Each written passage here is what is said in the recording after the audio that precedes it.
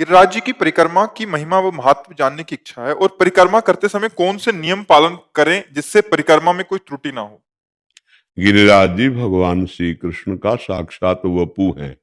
भगवान ने देवराज इंद्र की पूजा रुकवा करके गिरिराज महाराज की पूजन वृत्ति ब्रजवासियों में प्रकट की और स्वयं गिरिराज स्वरूप में प्रकट होकर कहा, मैं गिरिराज हूं और भोग आरोगा। और उसी समय भगवान ने गिरिराज जी की परिक्रमा पूरे ब्रजवासियों से कराई। ये जो 21 किलोमीटर में गिरिराज जी महाराज विराजमान है, ये साक्षात श्री कृष्ण वपु हैं। मतलब ये शिला यहां से कभी ले नहीं जाई जाती। ब्रज के बाहर कोई गिरिराज जी की शिला कभी भूल न करे ले जाने की, नहीं महत अपराध लगता है। और यहाँ जो परिक्रमा दी जाती है तो दाहिनी तरफ गिरिराज जी होते हैं पूरी परिक्रमा। जब हम परिक्रमा देंगे तो दाहिनी तरफ आराध्य देव गिरिराज जी होते, तो इधर लघु शंका न करे, इधर थूके नहीं, इधर कुल्ला न करे, लघु शंका कुल्ला बाई तरफ करे। और पूरे गिरिराज जी में मौन परिक्रमा दे या नाम कीर्तन करे, बीच में कोई प्रपंच की बात न करे, कोई नशा न करे। जैसे अज्ञानी जन है, नहीं जानते हैं तो मसाला खा लिया या बीड़ी सिगरेट पी, ऐसा नहीं। परिक्रमा मतलब पूजा हो रही है। भले एक बार परिक्रमा दो लेकिन नंगे पैर परिक्रमा दो, क्योंकि पूजा में जूता पहन के थोड़ी जाते हैं। तो हम गिरिराज जी की परिक्रमा कर रहे हैं, नंगे पैर करे, दाहिनी तरफ कोई लघु शंका मलमूत्र का कुल्ला आदि का त्याग न करे, बाईं तरफ करे और मौन व्रत धारण करते हुए नाम जप करे या नाम कीर्तन करते हुए। अगर चर्चा हो तो भगवत चर्चा हो, नहीं तो मौन। ऐसी पूरी परिक्रमा कर ले तो वो 84 लाख योनियों में नहीं जाएगा। एक बार वृंदावन की परिक्रमा, गिरिराज जी की परिक्रमा, ये साक्षात प्रभु विराजमान है।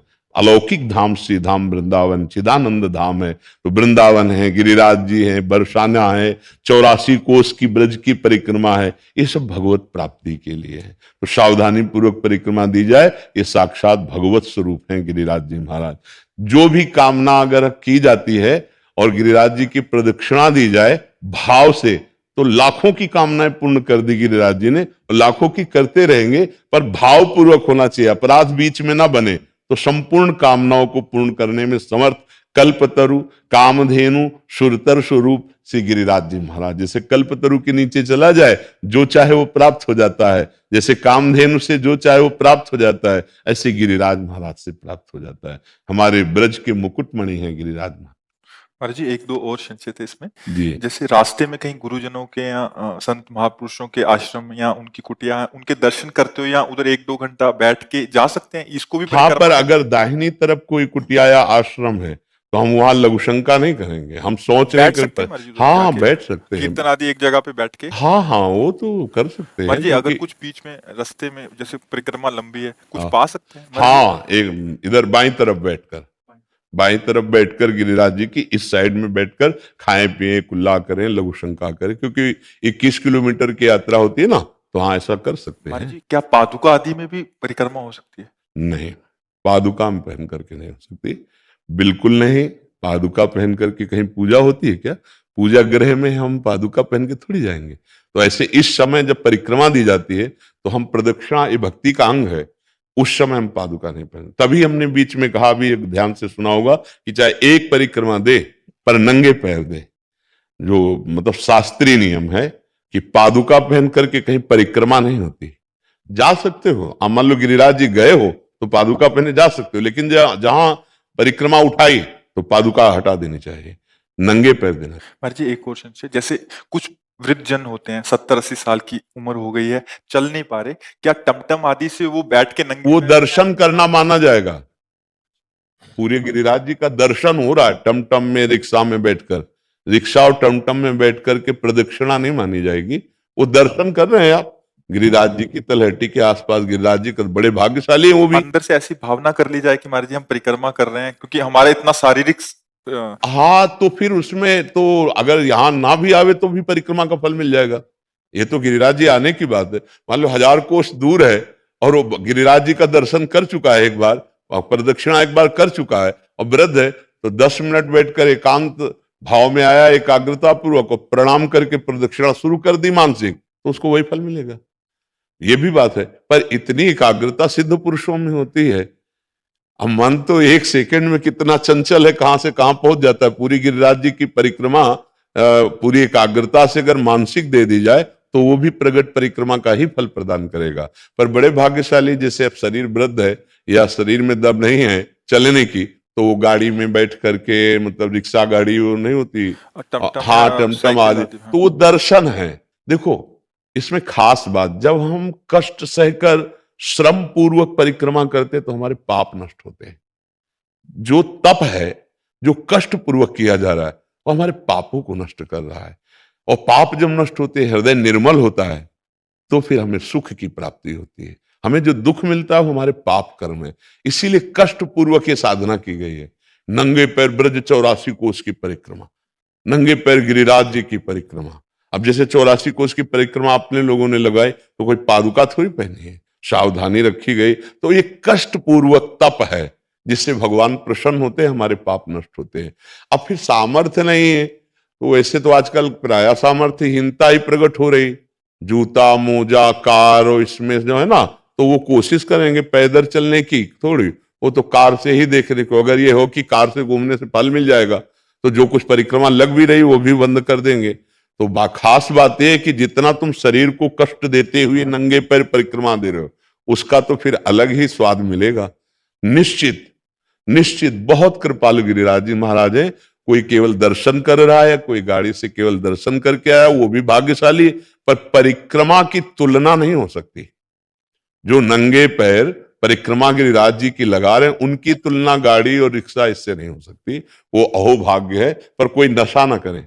प्राय हमने देखा है कि गलती कर देते हैं, जैसे बीड़ी सिगरेट और तमाकू मसाला खाया कि भाई इतना वो मेहनत कर रहे हो, त्रुटि भी कर रहे हो, ठीक नहीं है। अरे कम से कम 5 घंटे गिरिराज जी की परिक्रमा लगी तो 5 घंटे नाम जप करो, 5 घंटे तो कोई नशा मत करो, 5 घंटे तो कोई गंदी बात मत करो, कोई गंदा चिंतन न करो, तो उसका लाभ मिलेगा। तो कष्ट पूर्वक जो गिरिराज जी या वृंदावन की परिक्रमा होती है विशेष लाभदायक होती है। महाराज जी एक कोई संशय ना रह जाए इसलिए पूछ रहे हैं हाँ महाराज जी। जैसे अभी हम कभी गिरिराज जी आदि जाते हैं, क्योंकि कुछ संत जन है एक एक दो दो परिक्रमा करते हैं, उनके पैरों के नीचे तो जी, सॉक्स आदि डाल लेते हैं, हाँ तो वो सॉक्स क्या आदि है कि वो 2-2 3-3 जो परिक्रमा करते हैं वो जूता नहीं पहनते, वो कपड़े की पट्टी बांधते हैं क्योंकि घाव हो जाते हैं। तो उस घाव की स्थिति में भी उनको अपने नियम पूरे करने हैं, तो वो कपड़े की पट्टी बांध ले या ऊन के कपड़े का ऐसा कोई, उनका उद्देश्य जूता पहनना नहीं है। उनका उद्देश्य कि हमें गिरिराज जी की प्रदक्षिणा देनी है। पर अब पैरों में घाव हो गया।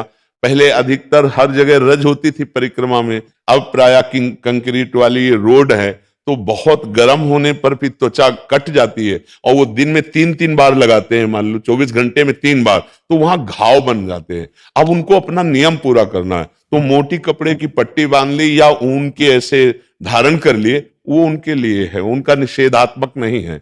हम खास बात उनके लिए जो कभी कभी कर रहे हैं, तो वो नंगे, वो कोई जूता नहीं पहनते। महाराज जी इसमें एक क्वेश्चन से, आपने हाँ बोला जूते नहीं डालने, तो जी क्या जैसे अभी सर्दी आती है, जी, जनसाधारण आदि सॉक्स डाल के डाल कर सकते हैं? नहीं नहीं, मोजा और जूता दोनों पादुका के अंतर्गत ही आते हैं। हम जब श्री जी के सामने निषेध किए हैं कि नहीं, तो आराधना के लिए मोजा नहीं। अब जैसे वही मोजा पहनकर लघु शंका की है आपने, वही मोजा पहन करके आप अन्यत्र भी, अब वही मोजा पहनकर ठाकुर जी के सामने, मुझे तो अच्छा नहीं लगेगा। हाँ भाई एकदम ऐसी परिस्थिति है तो नए मोजा जो लघु शंका सोच आदि में नहीं है और वो पहने हो तो बात अलग है। जैसे गुरजन वयोवृद्ध बीमार शरीर, तो वो धारण किए पर नए मोजा, वो मोजा पहनकर वो बाथरूम नहीं जाएंगे। हाँ अगर कोई ऐसी परिस्थिति है तो ऐसा नए मोजा पहन करके फिर ऐसा कर सकते हैं। पर हमें लगता है कि अगर शरीर काम कर रहा हो, रोगी ना हो, तो कष्ट पूर्वक गिरिराज जी या वृंदावन की परिक्रमा लगानी चाहिए, जिसमें नंगे पैर हो तो और अच्छा है। जैसे बिहारी जी राधा वल्लभ जी के दर्शन के लिए है, तो हमें तो नहीं लगता कि कोई श्रद्धावान उनके सामने वही मोजा पहनकर जाएगा जो बाथरूम में, जो शौच आदि या जो अन्यत्र पहने जाते हैं। वहां तो नंगे पैर जाना चाहिए। डेहरी के बाहर उतार दो और फिर लौट कर आकर उनको पहन लो।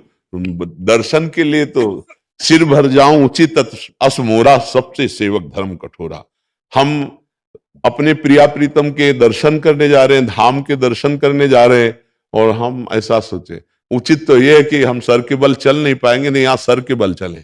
हमारी प्रिया प्रीतम की राजधानी है, हमारे प्रभु का धाम है, जैसे हम अपने गुरुद्वारे में अपने गुरुजनों के यहाँ अत्यंत दयनीय होके जाते हैं, तो गुरु के परम गुरु भगवान विराजमान है, तो हम बड़े भाव से जाएं। पर बकाया जिनका शरीर ऐसा नहीं है वो नवीन मोजे धारण कर लें, नवीन मोजे धारण कर ले जो बाथरूम और शौचालय में प्रयोग नहीं किए महाराज गए। जी जैसे आपने बोला ईस्ट के पास, तो महाराज जी ईस्ट और गुरु में भेद नहीं है, तो जैसे गुरुजनों के पास आते हैं तो उनमें भी ये नियम हाँ, जैसे अपने यहाँ की नियम है कि छोटा बच्चा है, अब उसको नहीं ज्ञान है ना, उसके मोजे होने चाहिए। दूसरा बीमार और वृद्ध है, उसके नहीं उतराने हैं, क्योंकि उसका शरीर बहुत कमजोर है और इतनी देर में वो ठंड में युक्त हो जाएगा तो पीड़ा पहुंच जाएगी। लेकिन जवान है तो बिलकदाब पहन करके नहीं आना, आप नंगे पैर आइए और आप कष्ट सहिए। ये प्रणाली पवित्र होने के लिए। अब जैसे वृद्ध मूर्ति है, अब उसको आप कह दो कि मोजा उतार दो तो ठंडी लग सकती है, नीचे से उनको जुकाम हो सकता है, लेकिन जवान आदमी सह सकता है।